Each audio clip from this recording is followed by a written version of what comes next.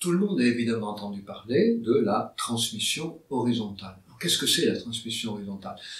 D'abord, c'est une réalité de la vie quotidienne. Lorsque nous discutons avec une personne qui s'impose pour être notre chef, notre mentor, nous nous faisons tout petit, nous l'écoutons. Mais lorsque nous sommes avec des amis, nous échangeons, et c'est ce qu'on appelle traditionnellement la construction collaborative des savoirs.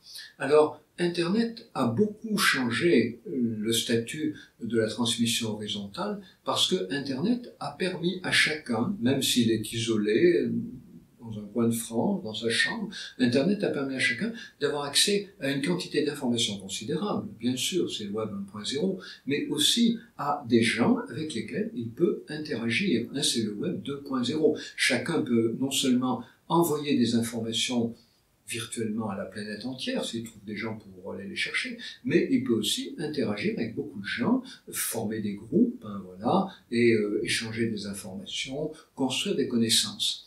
Donc la transmission horizontale, c'est vraiment quelque chose de très important aujourd'hui associé à l'invention d'Internet. Mais il faut bien comprendre qu'il y a aussi des groupes qui se retrouvent pour se répéter en rond les mêmes choses et ne rien construire du tout. Mais ce qu'il faut comprendre aussi, c'est que cette communication horizontale, c'est devenu une mythologie. Il y a beaucoup d'entreprises qui fonctionnent encore sur un mode très vertical et qui font de la pub autour du fait que dans cette entreprise, il y a du collaboratif, les gens discutent entre eux, il y a de l'open space, il y a des réunions. Oui, mais c'est aussi de la mythologie. Donc, vous voyez, c'est très important de comprendre que le numérique, c'est une technologie qui a changé la vie de beaucoup de gens, mais c'est aussi une mythologie. Alors, en pratique, si on laisse de côté ces deux polarités, qu'est-ce que ça change dans la vie quotidienne? Ça change quelque chose d'important, c'est qu'il faut savoir, c'est ce qu'on dit d'ailleurs en entreprise, que avec l'Internet, chacun peut en savoir plus que son chef désigné. C'est ce qui est appelé parfois en entreprise la fin de l'unité de commandement.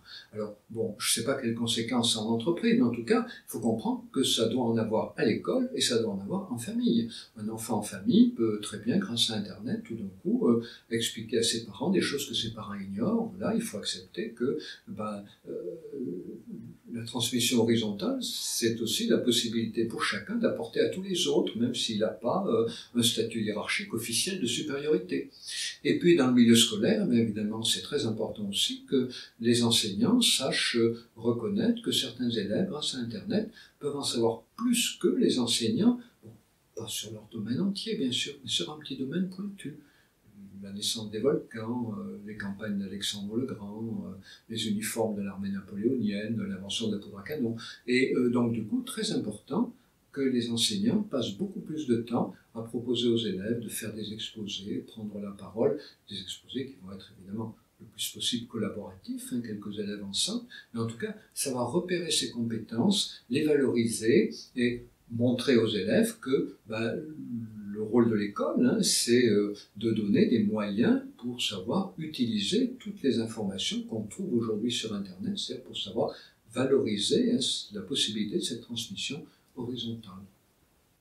On peut même faire un pas de plus. Aujourd'hui, beaucoup d'enseignants reconnaissent qu'ils ne comprennent pas grand-chose, je ne dirais pas aux technologies numériques, mais disons à l'utilisation que les jeunes font des technologies numériques, des réseaux sociaux, Snapchat, Instagram, Facebook, les jeux vidéo.